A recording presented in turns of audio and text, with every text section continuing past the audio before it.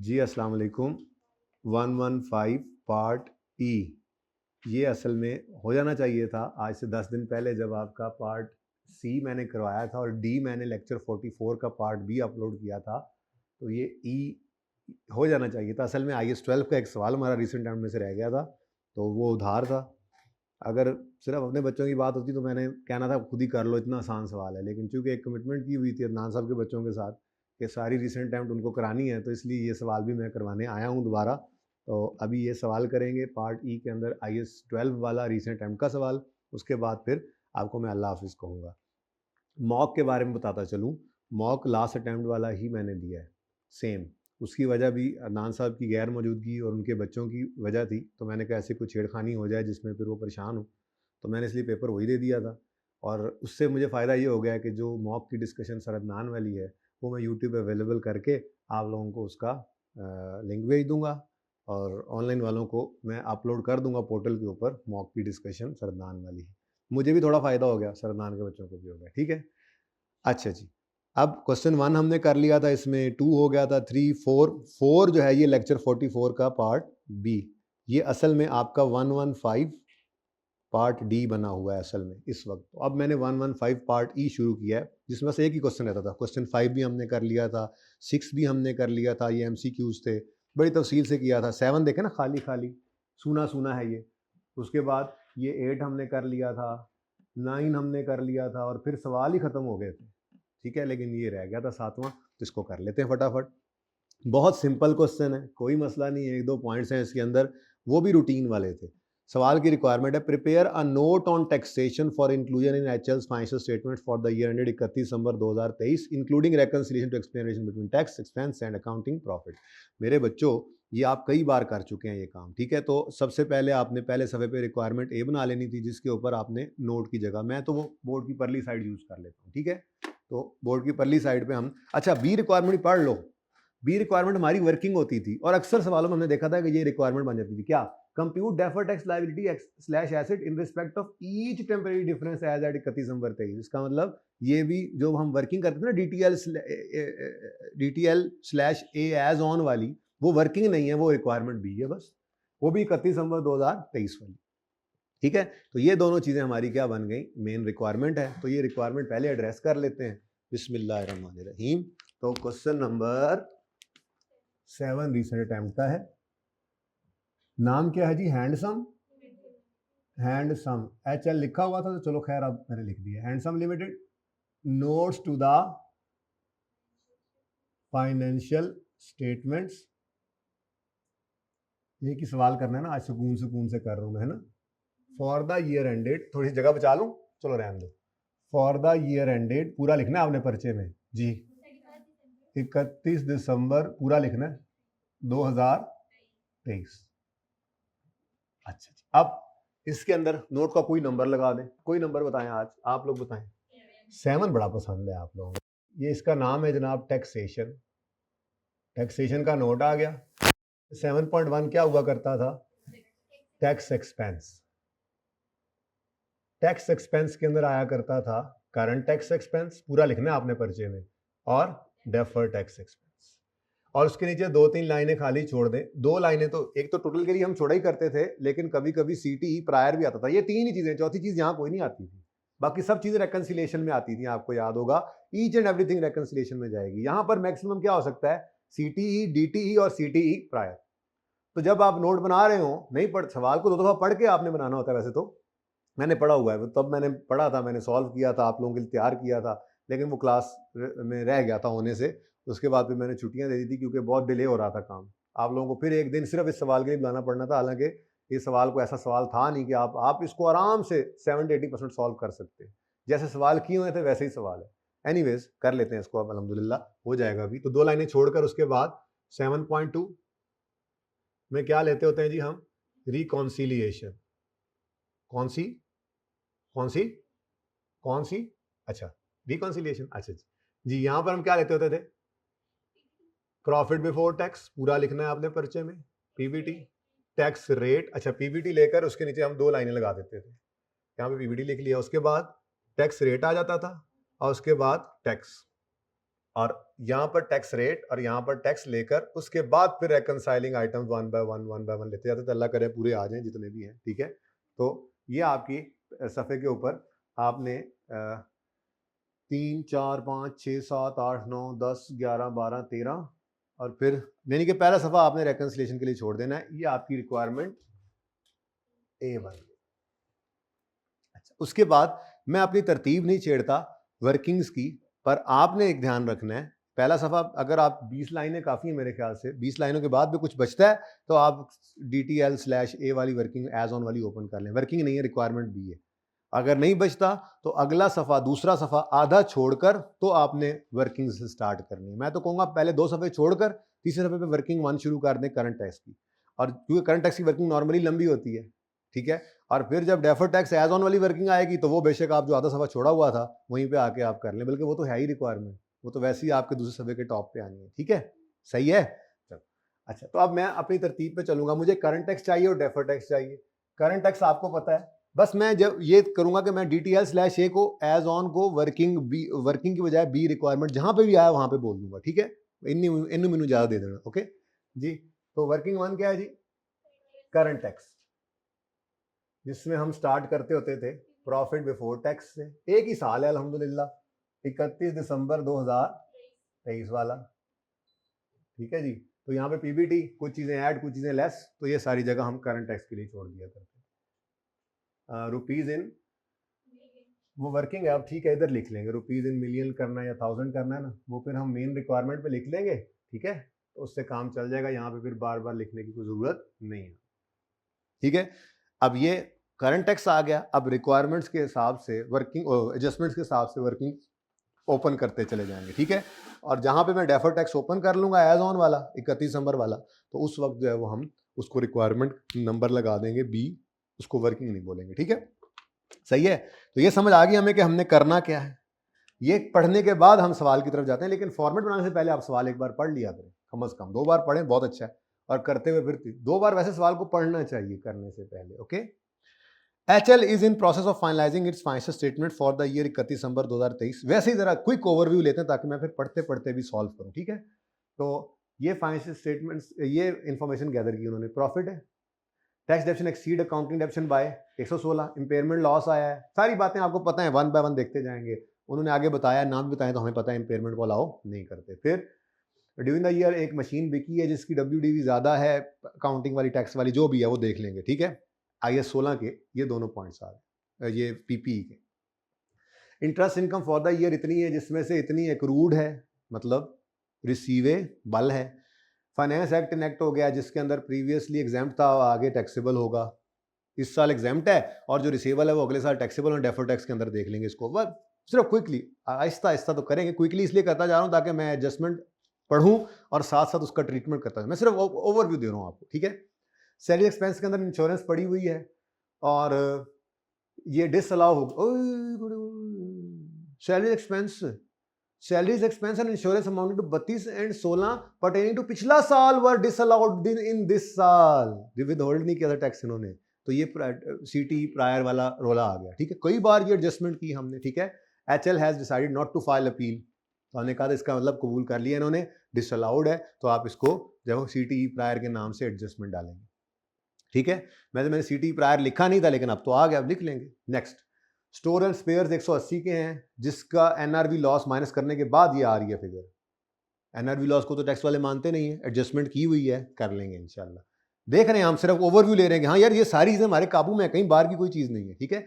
Dividend income इतनी है, dividend taxable है रिड्यूस रेट पे, कोई मसला नहीं, कई बार हमने देखा ये रिड्यूस रेट वाला, इसमें तो रिसीवेबल वाला मसला भी नहीं है कि रिड्यूस रेट वाले में रिसीवेबल आ जाए, हम तो वहां तक गए हुए थे।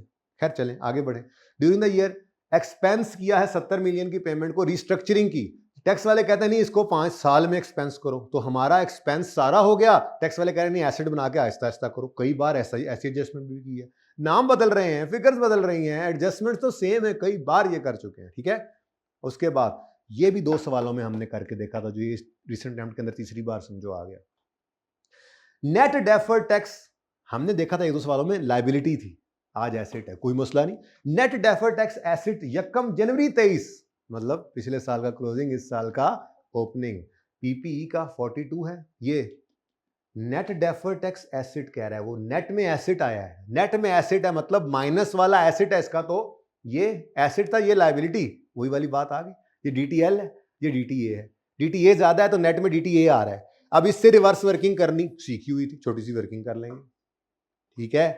और टैक्स लॉस आया है 284 का, जिसके against which HL expected that, अच्छा 284 का लॉस आया था 22 में, उस वक्त उन्हें लगता था 180 का प्रॉफिट आएगा, तो उन्होंने डेफर्ड टैक्स से उतना बुक किया होगा। ये भी सवाल में हमने क्लास के अंदर किए हुए एडजस्टमेंट कि प्रीवियसली कुछ अनरिकॉग्नाइज्ड डेफर्ड टैक्स। यूं लगता है जैसे सारा कुछ, यूं लगता क्या होता ही ऐसे, एक आधी एडजस्टमेंट ऐसी होती है जिसका सार पाँव नहीं मिलता, वरना टैक्स का सवाल तो आता ही आपको पास कराने के लिए, जब आपने इतनी अच्छी तैयारी की होती है जैसे आप लोगों ने की हुई है माशाल्लाह, ठीक है।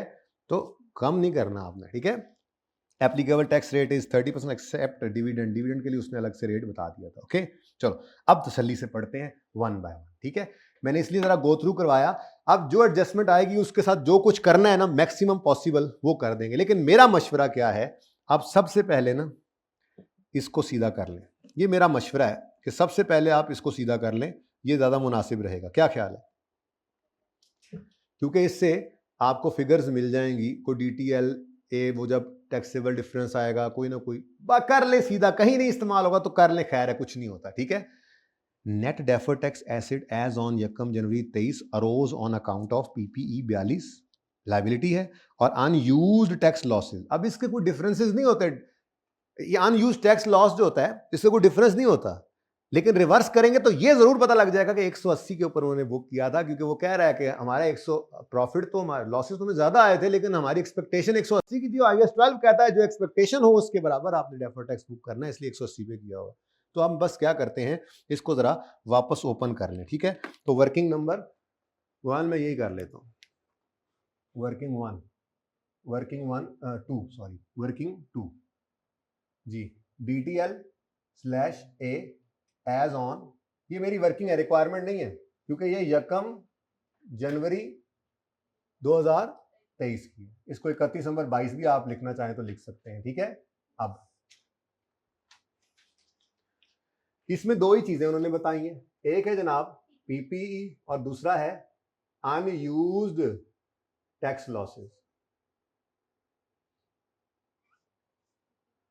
बट ठीक है, एडी लंबी कहानी है, जगह तंग होती है जी। अनयूज्ड लॉसेस, तो आपको पता है जी कैरिंग अमाउंट होती है एक इस वर्किंग में, दूसरी चीज क्या होती है टैक्स बेस, तीसरी चीज होती है डिफरेंस, और फिर रेट चूंकि सेम है तो मैं इसलिए इसको नहीं छेड़ रहा, वर्किंग है ना मेरी, वरना जो रिक्वायरमेंट वाला है ना बी, उसके अंदर टैक्स का रेट का कॉलम अलग डालेंगे, वैसे भी उसमें डिविडेंड रिसीवेबल भी है शायद, तो डिफरेंट रेट आना भी है, ठीक है ना। तो असल आपको रेट अलग डालना चाहिए, लेकिन यहाँ मैं जरा बचत कर रहा हूँ किसी जगह की, ठीक है जी। और यहाँ पे आ गया हमारे पास टैक्स, ठीक है जी। अब ये टैक्स रेट कितना है जी 30%। अब सवाल में यहाँ पर उसने क्या बताया था, ये कितना है 42, लेकिन क्या है DTL, और ये क्या है 54 का DTA। आई क्या प्लस माइनस के साथ चलता है, हम तो DTLA के साथ चलते हैं, कोई मसला नहीं, ठीक है सही है। अब रिवर्स वर्किंग करें, 42 अगर 30% है तो इसका 100 क्या होगा divide by 30, 40 divide by 30 into 100। Working show करूं या कर लोगे, ये इजी है जी, बोलो 1। अब DTL कब आता था एसिड के केस में, DTL कब आता था जब टैक्स से, DTL किसका बच्चा है टैक्सेबल टेम्परेरी डिफरेंस का, टैक्सेबल डिफरेंस की वजह से लायबिलिटी आती है, ठीक है। तो ये क्या आ गया जी TTD। अब अगली बात, टैक्सेबल टेम्परेरी डिफरेंस कब आता था एसिड के केस में, टैक्सेबल टेम्परेरी कब आता था टैक्सेबल, जब कैरिंग अमाउंट एसिड की ज्यादा होती थी टैक्स बेस। अभी मुझे नहीं इन दोनों का पता, लेकिन मुझे इतना पता लग गया कैरिंग अमाउंट ज्यादा है टैक्स बेस से, कितनी 140, ये पता लग गया मुझे। जो पता लगता जा रहा है वो तो करें आगे। अगली चीज, ये 54 के बारे में कभी भी हमने ये नहीं कहा था कि इसका कोई यहाँ पे कुछ भी नहीं होता, यहाँ पे कुछ भी नहीं होता, यहाँ पे कुछ भी नहीं लेते थे, याद है। डायरेक्ट हम करते थे एक काम कि जो अनयूज्ड टैक्स लॉस है उस पर रेट लगाओ। अच्छा चलो अब इसको भी रिवर्स करो, डिवाइड बाय 30 इंटू 100 करो तो, हाँ देखा ये 180 आया है। वही ये कह रहे थे कि पिछले साल हमने 180 का, इसकी जरूरत नहीं थी, जरूरत सिर्फ वर्किंग में इसकी थी, पर मैंने चलो ये भी कर दिया कि अगर आप वर्किंग पूरी करें तो ये कहानी। मैं इसका टोटल भी नहीं कर रहा, मुझे जरूरत नहीं है इसकी। Got it? अब मुझे सिर्फ इस वर्किंग से फिलहाल सिर्फ इतना पता लगा है कि कैरिंग अमाउंट टैक्स बेस से 140 रुपए ज्यादा है, बस, और मुझे कुछ नहीं पता लगा। लेकिन कर लिया हमने इस वर्किंग को, अब इसको उड़ा के परे फेंको, इससे जान छुड़ाओ। और अगली बात, इस पॉइंट को बिल्कुल एंड पे जाके देखेंगे जब रेकंसिलिएशन बना रहे होंगे। जैसे सीटीई प्रायर जो है सिर्फ रेकंसिलिएशन को हिट करता है, ना करंट टैक्स को हिट करता है, ना डेफर्ड टैक्स को, बल्कि सीटीई प्रायर सीधा नोट में जाता है। ऐसे ही नोट में भी जाएगा, रेकंसिलिएशन में भी आएगा। ऐसे ही ये प्रीवियसली अनरिकॉर्डेड डेफर्ड टैक्स जो होता था, ये भी सीधा कहां जाता था? कोई नहीं रिवीजन की होगी, अब तो थोड़ा बहुत चीजें बेहतर हुई होंगी, ठीक है। तो डीटीए होता था, अनयूज्ड टैक्स लॉस पर जो डेफर्ड टैक्स हम रिकॉर्ड करते हैं, अगर वो कुछ अनरिकॉर्डेड होता था एक्सपेक्टेशन की वजह से, तो उसको हम सीधा जाकर रेकंसिलिएशन में हिट करते थे। और एसिड है ना, एसिड है, तो एसिड ने क्या करना होता है? एक्सपेंस को कम करना होता है, तो माइनस के साइन के साथ हम एंड पे जाके उसको देख लेंगे। अभी इस पॉइंट को भी छोड़ दें। आखिरी पॉइंट वैसे आपको पता है 30% रेट है, इसका मतलब अब सवाल इससे ऊपर रह गया। ये एंड पर देखेंगे, सिर्फ एंड पे बहुत सिंपल एडजस्टमेंट है, और ये 30% है, सिंपल रेट है, ठीक है। तो इससे ऊपर अब ये सवाल है, बस हमारा इतना सही सवाल है, बस ये, ठीक है। और ये भी मोस्टली सवाल ऐसा है, ये 15 मिनट में हो जाना चाहिए, लेकिन आराम से करेंगे, ठीक है, सुकून से, आज की जल्दी नहीं, आज एक ही तो सवाल है हमारे पास, ठीक है जी। वैसे भी आप लोग कितने दिनों बाद मुझे नजर आए हैं, थोड़े से ही नजर आए हैं वैसे, यानी कि 1-2% बच्चे आए हुए हैं माशाल्लाह, सारी क्लासों से, 1 2 3 4 5 6। आमिर भाई भी बच्चों में से ही हैं मेरे, हैं जी। तो ये 5-6 बच्चे आए हैं माशाल्लाह से, हैं जी। चलो कोई नहीं, बाकियों को इंशाल्लाह वीडियो पहुंच जाएगी। बुजदार साहब इज हेयर। बुजदार साहब, आप थोड़ा सा लेट हो गए हैं। रीसेंट टाइम का हमने आइस 12 का सवाल शुरू कर दिया, आपने किया है घर पे? इसको कर लिया था, हो गया था, तो फिर आप क्यों आए हो? चलो बैठो, तो मिलने तो आ गए, खैर है, फायदा ही होगा इंशाल्लाह। अच्छा, प्रॉफिट, अब 1 बाय 1 चलते जाएं, एडजस्टमेंट जो हो उसको पोस्ट करना, ठीक है। ये एक ही सवाल रहता था ना हमारा। Profit before tax for the year was 466, कहां जाएगा जी? ये पीवीटी के अंदर ऊपर रुपीज इन मिलियन लिख लें, बेशक जरूरत वैसे कोई नहीं है, क्योंकि ये वर्किंग है। मैं यहां पे एक ही बार लिख लेता हूं, रुपीज इन मिलियन, ठीक है ना। और उसके बाद जो वो deferred tax liability slash asset वाली वर्किंग है, उस वर्किंग में भी मैं ऊपर लिख दूंगा रुपीज इन मिलियन, क्योंकि वो मेरी रिक्वायरमेंट है। बाकी वर्किंग में जो करना है वो अल्टीमेटली लेके तो वहीं जाना है, काम हो जाएगा। फिर बार बार rupees in 1000 rupees in million लिखने की जरूरत नहीं है वर्किंग, लेकिन रिक्वायरमेंट पे लिखा होना लाजमी है। अच्छा डन जी, चलें आगे। नेक्स्ट ले जी, पॉइंट पे पॉइंट खड़कता जा रहा है। Next, tax depreciation exceed accounting depreciation by 116।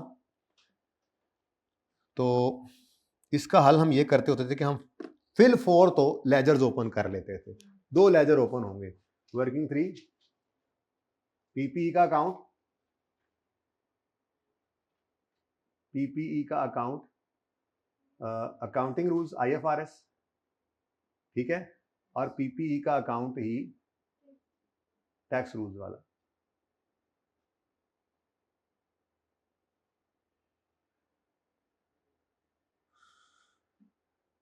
खुला डुला ना बना लें।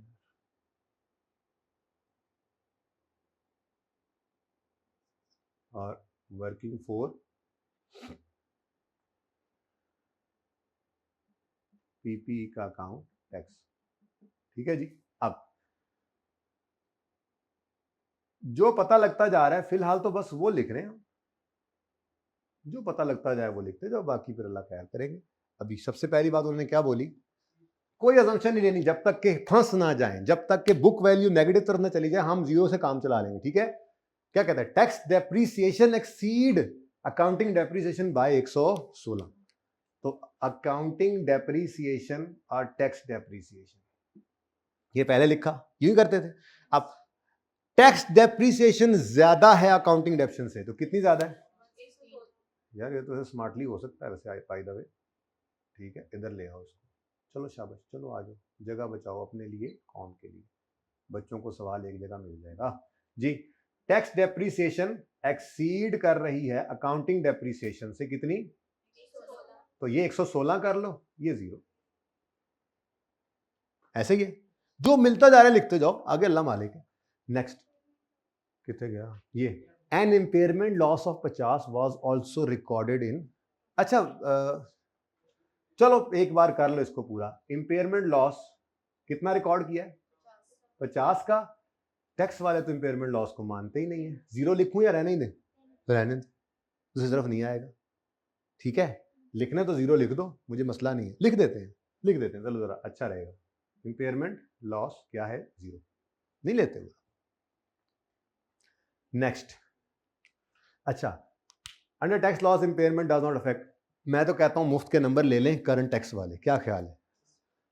अकाउंटिंग वालों की डेफिनेशन उल्टाओ तो मत उल्टाओ, 0 है ना, ठीक है। टैक्स वालों की डेफिनेशन क्या कर लो, तो ये मैंने आपको एंड पे आकर ना इस तरह से तरतीब पे चला दिया कि ऐड लेस अलग अलग ना किया करो, बस जब आदत पड़ गई जैसे आती जाए एडजस्टमेंट लिखते जाओ, ऐड लेस कोई मसला नहीं जी। तो लेस करो जी, टैक्स डेप्रिसिएशन कितनी? 116। आसान काम है, मुश्किल नहीं है, ठीक है। अच्छा, उसके बाद इंपेयरमेंट लॉस को टैक्स वाले नहीं मानते, इन्होंने रिकॉर्ड किया हुआ है पीएनएल तक आते आते, तो ऐड कर लो इंपेयरमेंट लॉस कितना जी, और टैक्स वाले क्या अलाउ कर रहे हैं? 0, तो बस कुछ नहीं करना, ये कहानी खत्म, ठीक है। नेक्स्ट, ये सारा पॉइंट हो गया जी। Point 3, during the year HL sold a machine whose WDV एक मिनट, डिस्पोजल आ गया, दोनों के रूल्स अलग हैं, तो फटाफट पहले क्या करो, डिस्पोजल का लेजर ओपन करो। नंबर 5 वर्किंग, डिस्पोजल का अकाउंट ओपन कर लो।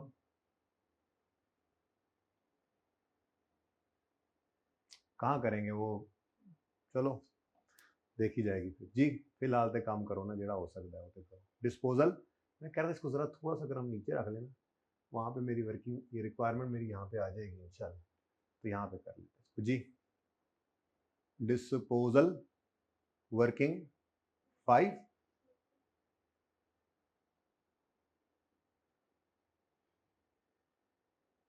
और वर्किंग 6। डिस्पोजल IFRS वाला और डिस्पोजल टैक्स वाला। अच्छा, अब जी क्या कहता है वो, डिस्पोजल हुआ है, सबसे पहले डिस्पोजल हुआ है ना, इधर लिख लो, डिस्पोजल अकाउंट बुक वैल्यू में बन रहा है। अब देखते हैं वो क्या कहता है, during the year HL sold a machine whose tax WDV exceed accounting WDV by, tax WDV 35 है, अकाउंटिंग WDV 0।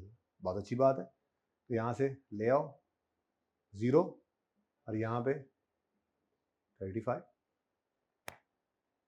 सही है।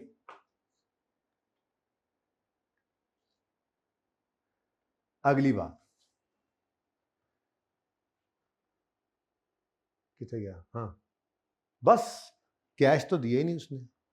अब कैश के बारे में एक असूल बताया था कि कैश पे भी टैक्स वालों की कोई लड़ाई, तो दोनों जगह 0 ले लो, अगर आप 100 लोगे तो दोनों जगह 100 ले लोगे, तो क्यों 100 लें, अज्यूम करना पड़ेगा, ठीक हो गया। अब यहां से आपको मिल जाएगा 35 वाली चीज सिफर की गई, कह सकता हूं ना मैं, 35 0 ले लिया ना, 35 वाली चीज सिफर की गई, तो पीएनएल के अंदर मैं लॉस ही लिख देता हूं, लॉस बैलेंसिंग कितना, और इधर लॉस कितना आ गया, और ये 0 ही है, ये बनाने की भी जरूरत नहीं। अब ये नंबर भी ले लेते हैं मुफ्त के, ठीक है। तो लॉस, अकाउंटिंग वालों का लॉस उल्टा दो, है ही कोई नहीं, टैक्स वालों का लॉस रिकॉर्ड करो, तो less tax loss on disposal, working का रेफरेंस दे देना जहां पे निकाली फिगर वहां से हो, ठीक है। 30 वो कर लेना आपको लेस, अब बड़े हो गए, अब वो बचपन नहीं है अब आपका कि मैं आपको बताऊं वर्किंग रेफर करो, कर लेना ना अब। अच्छा लो जी, अब पीपीई की एडजस्टमेंट्स हो गई हैं, खत्म। अब मसला आता है पीपीई को बैलेंस करने को, देखो ना इधर, ये देखो आ गया है इंटरेस्ट, फिर वो सीटी प्रायर वाली सैलरीज वगैरह, फिर वो स्टोर स्पेयर्स, फिर उसके बाद डिविडेंड, फिर उसके बाद फाइन्स हैं, ये मैंने पढ़ा ही नहीं था पढ़ते हुए, है ना, फाइन्स हैं, पेमेंट डिफरेंस है, उसके बाद रिस्ट्रक्चरिंग है जिसको हमने एक्सपेंस किया, वो कहते हैं एसेट बनाओ। तो कहीं और पीपी की कोई इंफॉर्मेशन नहीं है सिवाय इसके जो मैंने पहले ही वर्किंग ओपन कर ली थी बस। अब इसका मतलब ये है कि मुझे एक काम कर लेना चाहिए, मुझे इस वर्किंग की हेल्प से ओपनिंग लिख लेना चाहिए, ब्रॉड डाउन और ब्रॉड डाउन।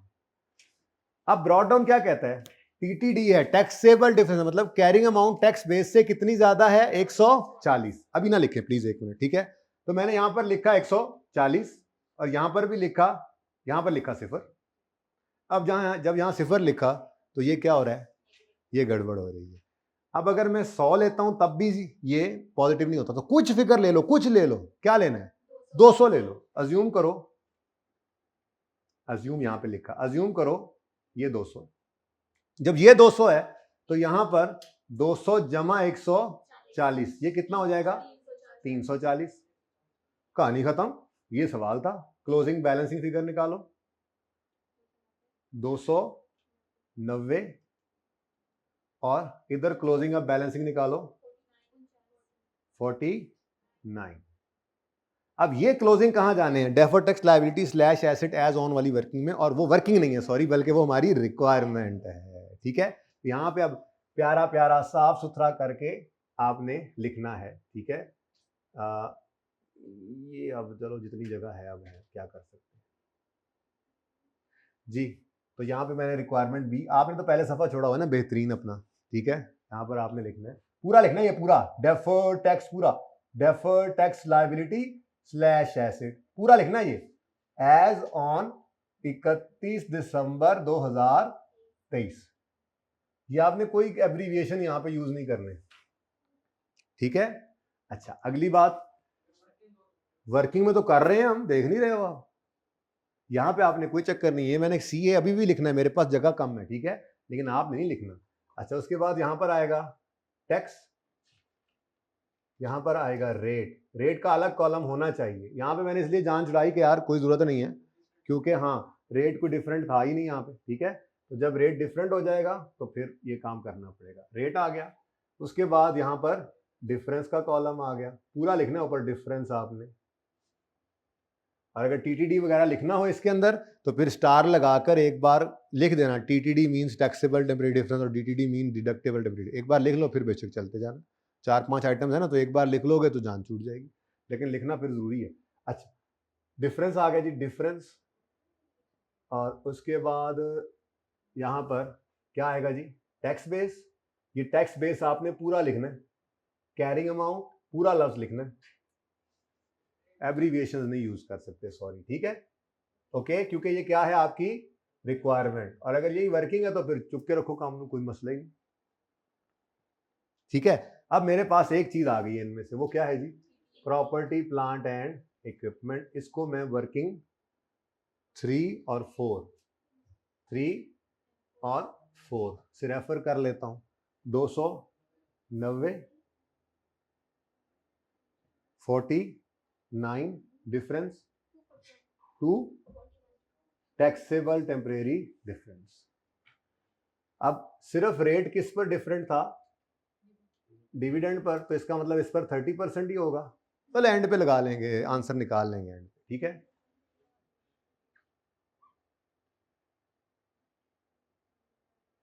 और फिर टैक्स, ठीक है जी, ये एंड पे अब कर लेंगे, तो आप भी कर लेंगे टोटल, कोई ऐसा मसला है नहीं, ठीक है। चलो मैं रेट लिख देता हूं बस। अच्छा, अगली बात, ऐसे ही चलते जाए वन बाय वन। अब ये एडजस्टमेंट के पल्ले हमने कुछ भी नहीं छोड़ा, करंट टैक्स में जो होना था वो भी कर लिया, डेफर्ड टैक्स में जो होना था वो भी कर लिया, तो मसला। चलें आगे। Next is interest income for the year, income for the year, PNL वाली figure is 60, of which 15 was accrued, ये closing receivable through finance act enacted on 18 December 23, interest income which was, ये तो बाद में देखते हैं, ठीक है। सबसे पहले तो हम क्या करते होते हैं, एक्रूअल आ जाए तो लेजर बनाते हैं, एक्रूअल आए तो क्या करते हैं, लेजर बनाते हैं। तो यहाँ पे करके लेजर एक बन जाएगा, छोटा सा चुन्ना सा मुन्ना सा, इंटरेस्ट इनकम,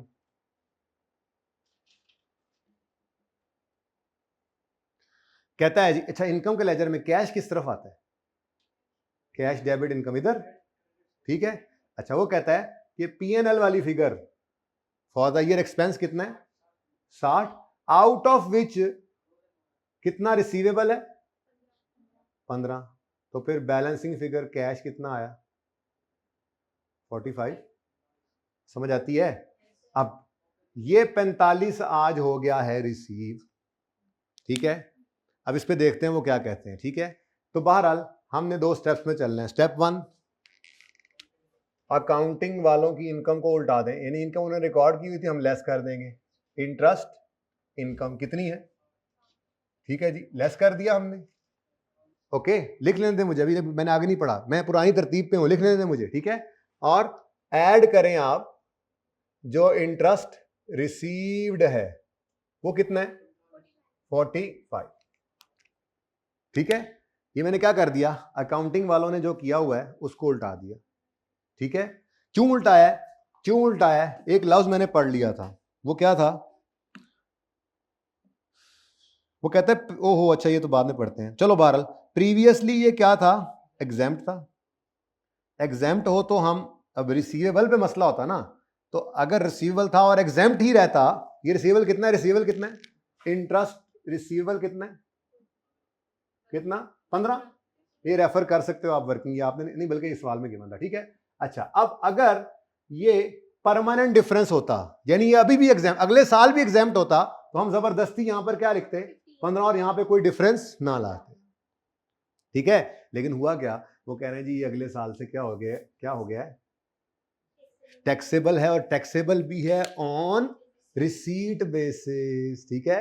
टैक्सेबल है रिसीट बेसिस पर, which is not taxable from 2024 on receipt basis. कहीं रेट गिवन है, interest income was previously exempt, बस टैक्सेबल है तो मतलब 30% ही होगा ना, 30, वो तो डिविडेंड पे अलग रेट था, ठीक है। तो इसका मतलब अब रिसीट बेसिस पे है तो जो अकाउंटिंग वालों ने किया वो उल्टा दो, और टैक्स बेस इसकी क्या कर दो 0।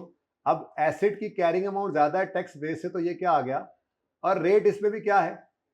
लेकिन अगला मसला क्या आया, आपने ये जो इंटरेस्ट इनकम लेस की, ये तो चले ठीक कर दिया आपने, जो आपने ऐड किया है 45, क्या इस पे 30% टैक्स लगेगा, नहीं, इसको यहां से काट दें।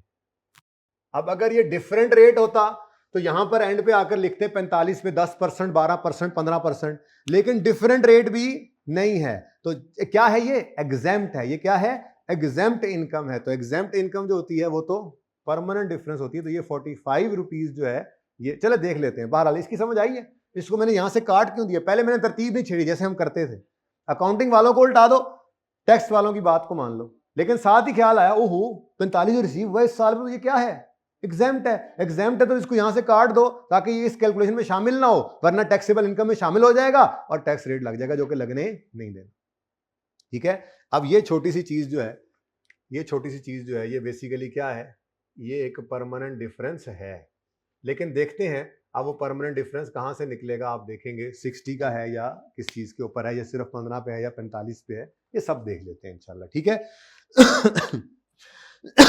पढ़े इस पॉइंट को, अब देखें और कोई मसला है तो पूछें।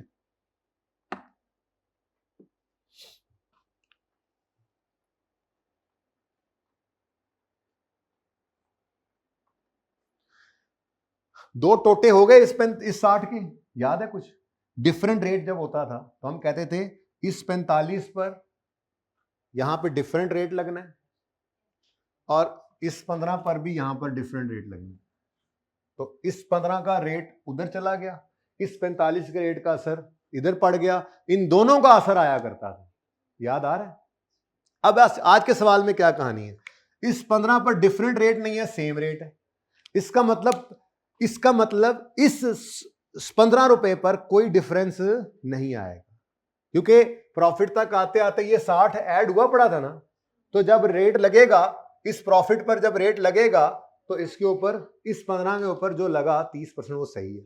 मसला किस पे आना है, इस तक आते आते ये 45 भी पड़ा हुआ, मैंने इसलिए लिखा था ताकि मिल जाए आपको। इस 45 पे रेट लग जाना है, यहां पर जब पड़ा हुआ है इसके अंदर सारा 15 भी पड़ा है, 45 भी पड़ा है, 15 पर लगना चाहिए 30%, कोई मसला नहीं, 45 पे लगना चाहिए था 0%, लग गया, तो ये परमानेंट डिफरेंस है। ठीक है, 45 के ऊपर 30% लेंगे। समझ नहीं आई आपको ये बात? बाकी गल बाकी सबको भी समझ आई? इस क्लास में ये ना कह देना मुझे आखिरी क्लास है मेरे अल्लाह, तो मैंने समझ नहीं आई। अच्छा चलें, तो ये इंशाल्लाह, बल्कि मैं तो कहता हूं पढ़ा दें इसको भी साथ ही। क्या ख्याल है? ये एंड में परमानेंट डिफरेंस लेंगे।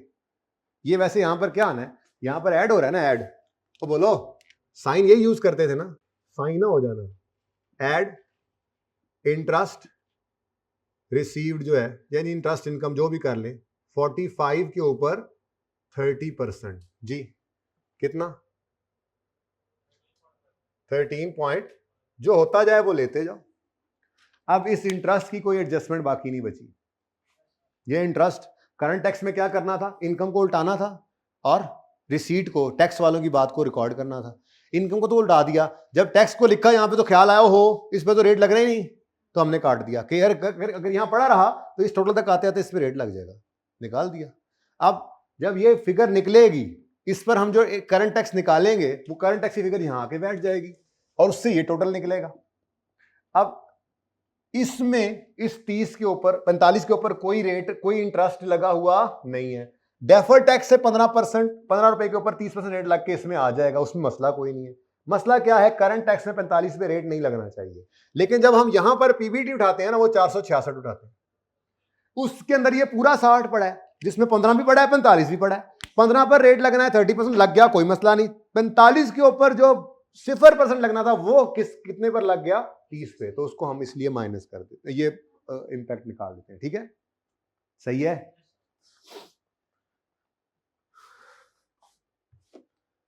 सॉरी लेस करेंगे, सही, आपकी शक्ल सही है, आप लोगों की शक्ल सही बनी हुई थी, असल में वहां पे आया नहीं ना वो। ठीक है, वो असल में तो हमने इसी को लेना होता है, ये जो चीज पड़ी है रेकंसिलिएशन में, ठीक है ना, तो ये लेस, सॉरी आपकी शक्ल ठीक बनी हुई थी। तो इंटरेस्ट रिसीव की जगह मैं इंटरेस्ट इनकम ही लिखता हूं ताकि आपको ये कंफ्यूजन ना रहे। ठीक है, डिफरेंट रेट इनकम होती थी तो उसके अंदर यही करते थे कि जो फिगर यहां पे आई उसको पकड़ लिया। अब जरा आखिरी बार सुन ले, 60 रुपए इस 466 में पड़े, हमने 60 रुपए यहां से निकाल दिए, कोई मसला।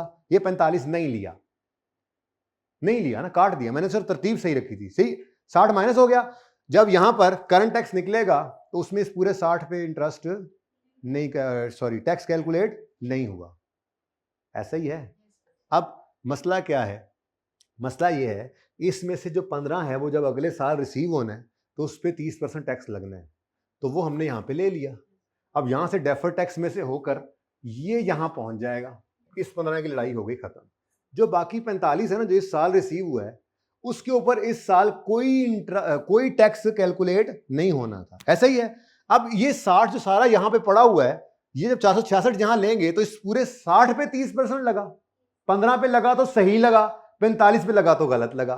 तो वो जो गलत लगा इस साइन को लेकर चलना है, ठीक है ना। तो लेस कर देंगे हम ये इंटरेस्ट इनकम ये इसके ऊपर, ठीक है, इस 45 पे रेट। अब सही है, चेक लें sir, sorry I am sorry जी। नेक्स्ट, मैं भी तो भूल गया ना, काफी दिनों बाद आए।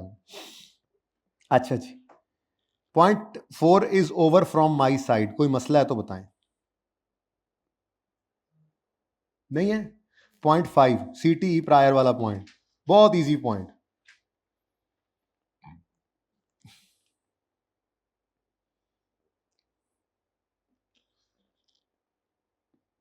जी बच्चों पढ़े, कोई मसला आता है? कहता है जी salaries expense and insurance expense amounted to 32 million and 16 million, total कितना बनता है? 48 मिलियन। ये पिछले साल से रिलेट करते थे, अब एक्सपेंसेस है, यानी पिछले साल में हमने इनको प्रॉफिट की फिगर तक आते आते माइनस किया हुआ था। Were disallowed by tax authority due to non deduction of withholding tax, तो भाई वो डिसअलाउ कर दिया गया, ठीक है, due to non deduction of withholding tax. HL has decided not to file appeal on this, उन्होंने कहा कि जी ठीक है, डिसअलाउड है तो डिसअलाउड है। अब इसका मतलब यही है ना कि इस साल इनको एक एक्सपेंस डिसअलाउ हुआ है, तो एक्सपेंस अब बढ़ेगा, यानी कि रिवर्स होगा ना। एक्सपेंस क्या होगा, एड बैक होगा नहीं होगा, तो बोलो एक्सपेंस एड बैक होगा। यहाँ कहीं छोटी सी जगह ढूंढ के ना मैं वर्किंग कर देता हूँ, छोटी सी यहाँ पे कर लेते हैं, यहाँ पे कर लेते हैं, वर्किंग नंबर 8 बन रही है, ये देखना जरा। एक्सपेंस डिसअलाउ हो गया, एक्सपेंस के डिसअलाउ होने का असर क्या पड़ता है? एक्सपेंस ऐड बैक करेंगे तो एक्सपेंस बढ़ेगा, एक्सपेंस बढ़ेगा तो प्रॉफिट भी बढ़ेगा। प्रॉफिट बढ़ेगा बेटा, एक्सपेंस के बढ़ने से, सॉरी एक्सपेंस रिवर्स होने से एक्सपेंस ऐड बैक हो रहा है ना, तो मैं इसलिए बढ़ना बोल गया। एक्सपेंस ऐड बैक, अगर हमने डिसअलाउ हो रहा है तो ऐड बैक होगा ना, ऐड बैक होगा तो टैक्सेबल प्रॉफिट बढ़ेगा, टैक्सेबल प्रॉफिट बढ़ेगा तो टैक्स बढ़ेगा। टैक्स बढ़ने की एंट्री क्या होती है? Tax expense debit, tax payable credit. ये एक्सपेंस करंट वाला नहीं, प्रायर ईयर वाला है, तो पहले एंट्री लिख लें, सीटीई प्रायर, एक्सपेंस बढ़ गया, और सीटीपी क्रेडिट। अब फिगर कितनी हो, कितना है जी?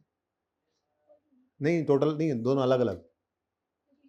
32 प्लस 16, ये टोटल जितना भी है इस पर 30% लगा दो और आंसर बता दो। ये गाने तो बड़ा पै गया, लेकिन समझ लो ए वर्किंग इतने मुक गई जी,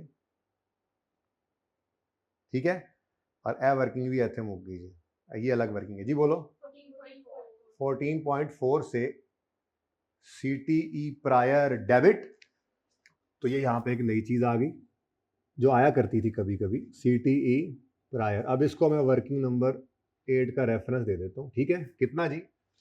14 पॉइंट, एक्सपेंस बढ़ रहा है, बोलो एक्सपेंस डेबिट, ठीक है, एक्सपेंस डेबिट। और सीटीपी क्रेडिट वो तो हमें वैसे ही बैलेंस शीट के अंदर लेकर जाना होता है, बैलेंस शीट तो हम बना नहीं रहे, ठीक है, सही है।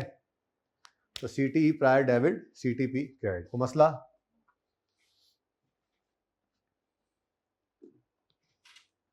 चलें आगे, नेक्स्ट। ये पॉइंट तो आप जल्दी से कर ही दें।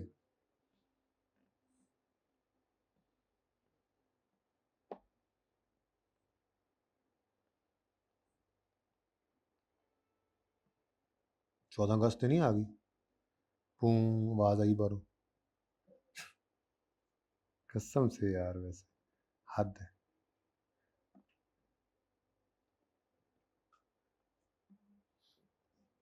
जी बच्चों, stores and spares as at 31 December 23 were 180 million after deducting a loss of 19 million. यानी कि स्टोर एंड स्पेयर्स की कैरिंग अमाउंट 18 है, क्योंकि हम लॉस एनआरवी लॉस को माइनस कर देते हैं, लोअर ऑफ कॉस्ट और एनआरवी पर रखते हैं। यानी हमारी किताबों के अंदर स्टोर्स एंड स्पेयर्स कितने पर नजर आ रहे हैं, और ये आपने पूरी, यहाँ पे कोई एब्रीविएशन यूज नहीं करना, ठीक है ना। तो स्टोर्स एंड स्पेयर्स जो हैं ये कितने हैं? 180, लेकिन ये हैं आफ्टर डिडक्शन ऑफ 19 मिलियन की एनआरवी। टैक्स वाले याद करो, मैं इसको अलग से बताता हूँ। टैक्स वाले कहते थे हम कहते थे कि जी हमारा 19 रुपए का स्टॉक कोई नहीं है, टैक्स वाले कहते थे नहीं ये है। हम कहते थे इसको एक्सपेंस है, वो कहते थे नहीं एक्सपेंस नहीं है, इसको आप रिवर्स करो, ये कोई चक्कर नहीं है, ये हम अलाउ नहीं करते। अब 180 से 119 था, ये समझ आती है ये कैसे बना है? ये मैं यहाँ पे छोटी सी वर्किंग करके कोशिश करता हूँ समझा दूं। 180 प्लस 90, ठीक है। लेकिन ये जो 19 का एक्सपेंस है, टैक्स वाले इसको नहीं मानते तो उन्होंने एसेट में ऐड किया, जब एक्चुअल में बिकेगी लॉस तो उसको अलाउ करेंगे। तो हमने तो इसको पीएनएल के अंदर आते आते क्या कर दिया हुआ है? लेस। तो हम क्या करेंगे? ऐड बैक करेंगे एनआरवी लॉस। ये हमने एडजस्टमेंट 2-3 बार की हुई है क्लास में। 19, कहानी खत्म है, बस डिफरेंस बताओ 19 का। अब एसेट की कैरिंग अमाउंट कम है टैक्स बेस से, तो डिडक्टेबल टेम्परेरी डिफरेंस, ठीक है। और इस पे भी 30% है, सिर्फ डिविडेंड के ऊपर रेट डिफरेंस था, बाकी तो सब सेम है। Adjustment is over. Dividend income for the year is 28 million और dividend is taxable at a reduced rate of. अब जी डिविडेंड की तो बहुत सिंपल एडजस्टमेंट होगी ना। डिविडेंड इनकम कितनी है? कोई रिसीवेबल नहीं, कोई अनअर्न्ड नहीं, टेंशन ही कोई नहीं है, क्रूअल का चक्कर कोई नहीं है, ठीक है। जो इनकम है वो हम ये अज्यूम करेंगे वो रिसीव भी हो गई, ठीक है। और वो क्या कह रहा है? Dividend is taxable at a reduced rate of. अब डिविडेंड इनकम है तो बस 28 मिलियन यही इनकम है, यही रिसीट भी है, तो टेंशन ही कोई नहीं है, जो मर्जी ले लो, बहरहाल इसी पे टैक्स लगना है। लेकिन मसला क्या है? प्रॉफिट तक आते आते ये इनकम ऐड हुई पड़ी है, हमने इसको कर देना है लेस। लेस क्यों करना है? हाँ जी, डिफरेंट रेट इनकम है, तो डिविडेंड इनकम, ये भी एक परमानेंट डिफरेंस तो इसमें कुछ ना कुछ है ही ना, ठीक है। बहरहाल ये भी रेकंसिलिएशन अभी साथ ही साथ भड़का दिया करो, जब आएगा ना चीज तो उसको देखकर सवाल दो दफा पढ़ा हो तो साथ ही कर लिया करो। जी कितनी 20, इसको यहां से निकाल लिया हमने, ठीक है। यहां से क्यों निकाला है आपने, क्योंकि इस पर लगना है 10%, यहां पड़ा रहा तो लग जाएगा 30%। तो यहां पे आके मैंने यूं एंड पे आके लिख दिया, एक मिनट, अनयूज्ड टैक्स लॉसेस की एडजस्टमेंट भी है ना, तो पता नहीं कितनी एडजस्टमेंट्स आएंगी, चलें खैर। Tax on 28 at the rate of 10%, तो ये बन गया 2.8, ये लिख लो अभी। और साथ ही यहां पर भी आकर लिखो लेस, क्या चीज। अब इसके साथ क्या मसला है, इस 28 के ऊपर लगना चाहिए है 10%, लेकिन यहां पर पड़े हुए जब पूरा, यहां पर हमने कौन सा जनरल रेट लगाना होता है ना, जब 30% लगेगा तो इस पर 20% ज्यादा लग जाएगा, तो इस 20% से हमें मसला है 5.6 नेगेटिव, यानी साथ साथ सवाल होता जा रहा है इसमें। कोई रिसीवेबल नहीं है, बस खत्म है एडजस्टमेंट।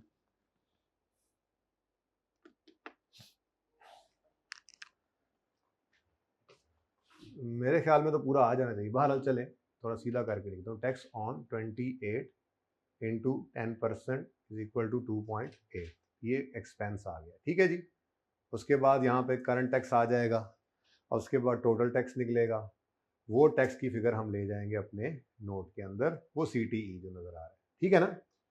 ओके, तैयारी सारी पूरी कर ली हम, जैसे फिगर्स आती जा रही हैं हम नहीं वेट करते कि हम एंड पे जाके ये लिखेंगे, नहीं भाई, जो आ गई एडजस्टमेंट उसकी जगह पे लिखो 2-4 लाइनें छोड़कर। एडजस्टमेंट 7 में और कुछ भी नहीं करना, रेकंसिलिएशन जो होना था वो भी कर दिया हमने, और डेफर्ड टैक्स में इसका कुछ आना नहीं, ठीक है। During the year HL paid fines of 24, कोई रिसीवेबल, कोई पेड सॉरी फाइन है, पेबल हो सकता था लेकिन पेबल नहीं है, पे कर दी 24 विचार, और ये तो परमानेंट, सबसे आसान एडजस्टमेंट यही है जी। तो पेनल्टी ऐड करेंगे, ऐड पेनल्टी या जो भी है जी, कितना, ये भी परमानेंट डिफरेंस है। असल में ना इसके अंदर मैंने PD पूरा नहीं लिखा क्योंकि 28 में पूरा 28 नहीं परमानेंट डिफरेंस है, मतलब इसमें 20% का मसला है ना, ठीक है। लेकिन बहरहाल है तो वो भी रेकंसाइलिंग आइटम जी, कितनी है 24, ऐड कर दिया। अब जब ये ऐड हो गया तो यहां पर तो नहीं आएगा, लेकिन इस 466 में तो ये माइनस हो चुका है। अब साइन वही इस्तेमाल करो, यहां पे ले लो ऐड, यहां पे लिखो पेनल्टी, पेनल्टी और एग्जाम्प्ट इनकम जो होती है वो पूरे रेट के साथ आती है, तो ये कितना है 24 का 30% जी 7.2।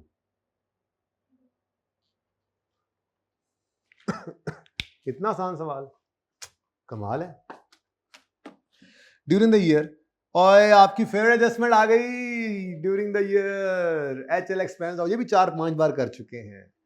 HL expensed out payment of 70 million related to the restructuring of one of its business segments. As per tax laws, these payments are to be allowed as an expense over a period of 5 years from 23 to HL expensed out payment of 70। इसका मतलब ये सारे का सारा 70 इन्होंने P&L में फेंका हुआ है, और रिस्ट्रक्चरिंग क्या है, रिस्ट्रक्चरिंग कॉस्ट है ना, तो यहां पे रिस्ट्रक्चरिंग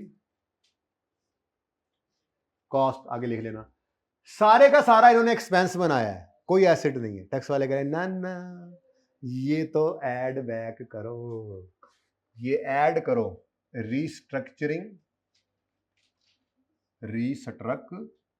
ट्रक टूरिंग कॉस्ट, कितनी जी 70, ये ऐड बैक करो, और हम आपको अलाउ करेंगे अमोर्टाइजेशन बस इसकी, यानी कि रिस्ट्रक्चरिंग कॉस्ट 5 साल पे कारण, ऐसे ही है ना। अमोर्टाइजेशन ऑफ रिस्ट्रक्चरिंग कॉस्ट कितनी जी 70/5 14, ये अलाउ करेंगे। इसका मतलब ये हुआ कि बाकी वो फ्यूचर में अलाउ करेंगे, तो उन्होंने इसको एसेट बनाया, उन्होंने इसको एसेट बनाया, और एसेट बनाया 70 का, और उसमें से 14 क्योंकि एक्सपेंस अलाउ कर दिया, तो बाकी का कितना 56। अब ये एक तरह का उन्होंने एसेट बनाया ना, बोलो, तो ये डिडक्टेबल टेम्परेरी डिफरेंस है, और इस पर भी रेट कितना है, यानी कि परेशान करने के लिए मुझे, मैं रेट का, वैसे आपस की बात है, रेट का कॉलम नाम बनाते तो काम चल जाता, लेकिन खैर चलें कोई बात नहीं, मुझे क्या पता था, मुझे था शायद रिसीवेबल उसमें भी आ जाएगा, मजा आता अगर ये डिविडेंड इनकम में कुछ रिसीवेबल भी होता, और फिर वो एडजस्टमेंट हमने वो भी की हुई है। ठीक है, चले, ये तो कहानी खत्म हो गई यार, सवाल शुरू होने से पहले ही खत्म हो गया, ये कुछ सवाल है। अब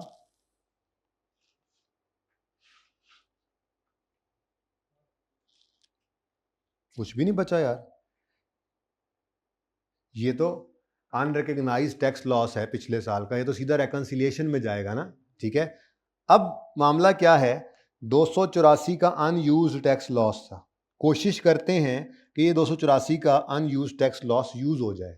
ठीक है, कोई और एडजस्टमेंट तो नहीं बची, कुछ रहा तो नहीं क्या मुझसे, कुछ नहीं रहा ऊपर से, तो इधर क्या पड़ा, इधर अनयूज्ड टैक्स लॉस है, इसने कहाँ जाना है, जो प्रीवियसली अनरिकॉर्डेड है, 180 और 200 समथिंग, जो भी फर्क है, 104 रुपए का बनता है, 104 रुपए का जो अनरिकॉर्डेड है सीधा रेकंसिलिएशन में जाएगा। फिलहाल उसकी बात छोड़ो, फिलहाल ये बताओ, अनयूज सारा 284 है ना, तो अब इस साल अगर हमारे पास 284 से ऊपर टैक्सेबल प्रॉफिट आ गया तो हम यूज कर लेंगे।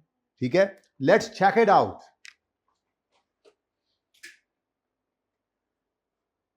ये 45 ना ऐड कर लेना, एडी लाल लाइन लाइए, मैं देख लो मेहरबानी, आप भी पर्चे में लिख के काट दो, से लगेगा शायद भूल के उन्होंने लिख दिया था फिर काट दिया, हालांकि आपने अपनी तरतीब को खराब नहीं किया, बेहतरीन काम। ठीक है, 45 यूज भी हो गया, बस साइन जरा वो वाला देख लेना, मेरी तरह चवल ना मार देना।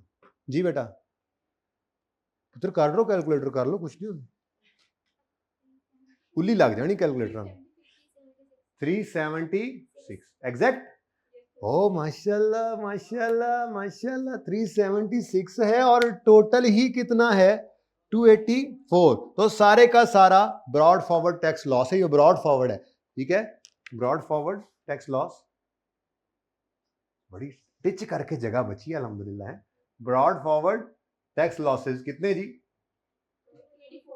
376 में से 284 माइनस कर दें, 92, ये 92 क्या है जी, टैक्सेबल प्रॉफिट।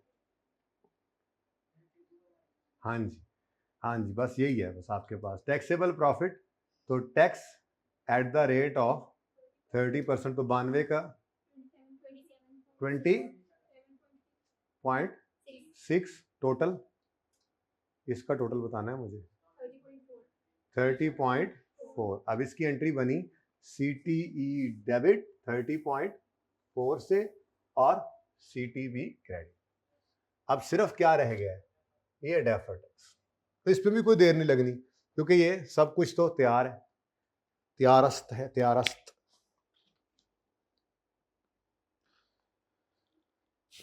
अच्छा जी, अब DTL का लेजर ओपन कर लें, मेरे ख्याल से ये हमें DTL/A में ए गिवन है, एसिड है ना, यहाँ पे जनाब वर्किंग नंबर 8, एड्डी तंग करके वर्किंग की, खुलियाँ वर्किंग करनी है, सवाल मुक गया ना, अब तो शौकियाँ मारनी है मैंने। वर्किंग नंबर 9, ऐसे खुला सा लेजर DTL/A लिख दिया करो। ठीक है, अब ओपनिंग में एसिड है लायबिलिटी है, एसिड है लायबिलिटी है, ओपनिंग एसिड है वो देखो। ठीक है, तो 1 जनवरी 2023 ब्रॉड डाउन सवाल में गिवन था, ये 12 का एसिड। ठीक है, 12, और मेरे तो ख्याल में अब वक्त ना बचा लें फिर, नहीं, ये रिक्वायरमेंट थी इसका, उसने कहा था ईच टेम्परेरी डिफरेंस का निकालो, नहीं ध्यान से बताओ, 72.3 का डेफर्ड टैक्स लायबिलिटी है, 4.5 की डेफर्ड टैक्स लायबिलिटी है, 5.7 का डेफर्ड टैक्स एसेट है, ये नजर आ रहा है ना, फिर डेफर्ड टैक्स एसेट है, तो ग्रैंड टोटल क्या बना, 54.3, जरा ये थोड़ा सा माजरत के साथ गुजारा करें, 54.3 का डेफर्ड टैक्स लायबिलिटी आ गया, तो कोई बात नहीं, स्टार्टिंग में एसेट है, एंडिंग में लायबिलिटी आ जाए, क्या होता है इससे, कई बार ऐसा हुआ था हमारे साथ क्लासेस के दौरान, ऐसा करते हुए सवाल में opening liability closing asset, opening asset closing liability, कोई मसला नहीं, तो कैरी डाउन, लेकिन ये रिक्वायरमेंट आपकी बी से आया है, 54.3। और कुछ इस लेजर के अंदर तो सिर्फ अगर कोई रीवैल्यूएशन होती थी तो वो आती थी, या वो रीवैल्यूएशन की वजह से वो DTL वाला या OCI वाला कोई आइटम वो इन्वेस्टमेंट में से आ जाए वो आता था, या टैक्स रेट जो जनरल पिछले साल नहीं पता होता था चेंज होता था वो आता था। उसके अलावा तो इस लेजर में कभी और कोई चीज़ नहीं आई थी। तो ये तो मैंने पहले ही बता चुका हूँ कि ये जो अनरिकॉर्डेड टैक्स लॉस है आपका, प्रीवियसली अनरिकॉर्डेड टैक्स लॉस, ये आपका सीधा कहाँ जाना है, और रेकंसिलिएशन में जाकर ये रेकंसिलिएशन में कमी का बायस बनेगा ना, क्योंकि ये DTA है, ये एक्सपेंस को कम करता है और ऊपर टैक्स एक्सपेंस निकला होता है। ठीक है, तो चलो यहाँ पर बैलेंसिंग फिगर निकालो फिर। DTE बैलेंसिंग ब्लू से निकालते थे 60.3 66.3 ले जी 66.3। ये वर्किंग नंबर 9 देख लें, एसिड देख लेना, डेबिट है क्रेडिट है, DTL/A क्रेडिट, DTE डेबिट, हाँ DT, वरना फिर माइनस कर देते हैं ना, अगर रिवर्सल तो माइनस कर देते, तो DTE डेबिट, DTL/A क्रेडिट। ठीक है, तो जनाब टोटल क्या बना, 111.1, या अल्लाह खैर, इट डिड 111। टैक्स कितना आया जी, 466 पे 30% लगाओ, 139 पॉइंट। अच्छा अभी एक चीज रहती है, वो क्या था, वो प्रीवियसली अनरेकग्नाइज्ड डेफर्ड टैक्स एसेट। ठीक है, इसने करना क्या है, आपके एक्सपेंस को कम करना है ना, तो रेकंसिलिएशन में इसको क्या करोगे, लेस, हमेशा लेस ही होता है। एक चीज और भी आप भूल गए हैं, ये CTE प्रायर जब यहां पर एक्सपेंस को बढ़ा रहा था तो नीचे भी बढ़ाना चाहिए था, ये उसी वक्त लिखना चाहिए था हमें, माजरत के साथ हम भूल गए थे। आप याद करो, CTE प्रायर दोनों जगह आता था, अगर आप कहो तो आपको मैं दिखाऊं, याद है, शुक्र है याद है। ठीक है, तो फिर मुझे याद नहीं कराना था आपने, ये मैं एंड में ही लिखूंगा, क्यों पहले छोड़ा है आपने। ये CTE प्रायर जो है, ये CTE प्रायर दोनों जगह पे आया करता था बेटा जी। CTE प्रायर कितना है, 14.4। एक्सपेंस को बढ़ा रहा है, कम कर रहे हैं, बढ़ा रहे हैं, तो जो साइन इधर होता था वही साइन इधर होता था, याद नहीं है, जो साइन इधर होता था वही इधर। ठीक है, तो 14.4 आ गया। और अब आपका फेवरेट, ये मैं इसलिए कह रहा हूं कि ये पहले उसी वक्त लिखना चाहिए था, मैं इतना ही इस गलती को ताही जो है वो पूरी कर सकता हूं कि मैं फिलहाल आखिरी वाले पॉइंट से पहले इसको लिखूं। जब CTE प्रायर लिखो, मेरी तरह ना भूलना, जो मैंने अभी भूला, साथ ही लिख लेना इसको। ठीक है ना, देखो मिस हो गया था पॉइंट, अच्छा वाला नंबर, लेस प्रीवियसली, कितना आसान। अच्छा ये पर्चा सारा ही आसान था ना, क्योंकि आपने पढ़ा होता है, और FAR 1 में आप अब तैयार भी हो चुके होते हैं, previously unrecognised deferred tax asset. अब कितना अनरिकॉर्डेड था, 180 पर तो रिकॉर्ड हो गया था, 284 माइनस 180 कितना बनता है, इस 104 के ऊपर 30% रिकॉर्ड नहीं हुआ था जी, 31.2 माइनस होगा, या अल्लाह खैर, जरा चेक करना एग्जैक्ट, सुभान अल्लाह, 111.1। पर्चे में ऐसा ना हो तो अच्छी बात है, करना भी नहीं, एक आध दफा देख लेना। ऐसे ही कुछ, जैसे मिसाल के तौर पे आप ये ना लेते, आपका आंसर क्या आता, जरा चेक करो। वैसे तरह बाय द वे भूल गए थे ना, ऐसे कोई एक चीज भूले तो पता भी लग जाती है। इसको छोड़कर बताओ, आप कहते हैं 96 और इसमें क्या फर्क है। नॉर्मली आप क्या करते हैं, फौरन उसको डिफरेंस लेते हैं उसका, तो डिफरेंस लेते तो क्या आता, 14.4 ही आना था, तो आपने कहा था ओ अच्छा सॉरी मैं भूल गया। सस्पेंस आखिरी क्लास के आखिरी लम्हात में कुछ ऐसे ही ना रैपटे खा लेना। ठीक है भाई, ले आए दे पूरा एक बार फ्रेम करके उसके बाद। ठीक है, अच्छा जी, अब कोई चीज़ रह तो नहीं गई मेरे ख्याल से, इसमें रेकनसाइल भी हो गया, सारे पॉइंट्स भी हो गए, रिक्वायरमेंट सही तरीके से एड्रेस किए। बस फर्क सिर्फ इतना सा है, ये रिक्वायरमेंट जरा आपने पहले सर्वे कर लेनी थी, मैंने अलग से की है, पर ये रिक्वायरमेंट है, ये working is not a working, इसमें कोई एब्रीविएशन यूज नहीं करनी है आपने। मेरी तो पेपर पास कर सकता हूँ मैं, मुझे तो इजाज़त है, ठीक है, आपको भी इजाज़त नहीं है। रिक्वायरमेंट ये DTD TTD नहीं इस्तेमाल करना, अगर लिखना है तो वो एक दफ़ा करें, वो पहले ही बता दिया है। अगर लिखना है तो यहाँ पर छोटी सी इसी के ऊपर ही लिख दें कि DTL means deferred tax liability, DTA, क्योंकि ये अब 6, 7, 8 बार लिखना है, तो एक बार अंग्रेजी में 23 से लिख दें तो जान छूट जाएगी आपकी। फिर उसके बाद आप एब्रिविएशन टिका के यूज़ करें, फिर चाहे तो कैरिंग अमाउंट टैक्स बेस भी लिख दें, फिर लिखना है तो लिखते जाएं फिर। ठीक है, जो आपने रिक्वायरमेंट एब्रिविएशन यूज़ नहीं करना। ओके, मुनासिब यही है तरीका, मुनासिब तरीका वैसे बताऊं वो क्या है, आप एक लाइन छोड़ छोड़ कर लिखें, 241 के नीचे लिखें टैक्सेबल टेम्परेरी डिफरेंस, पूरा सफा होता है ना, फिर डिडक्टेबल। अगर बार बार लिखने से तंग पड़ रहे हैं तो फिर कोई बात नहीं, ग्लॉसरी वो जैसे बनाते हैं ना वो बना दें, ठीक है। ले आए भाई इधर। अच्छा मेरे बच्चों, अब ये रिसेंट टाइम में तो कुछ बचा नहीं, इसका तो जूस निकल चुका है, ठीक है।